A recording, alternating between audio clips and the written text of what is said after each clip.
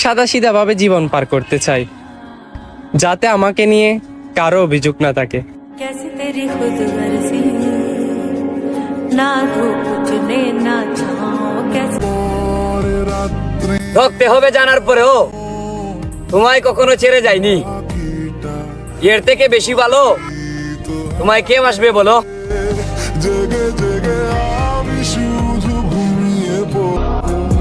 কারো না কারো গল্পে কেউ প্রিয় মানুষ, একমাত্র আমার গল্পেই আমি এক অমানুষ।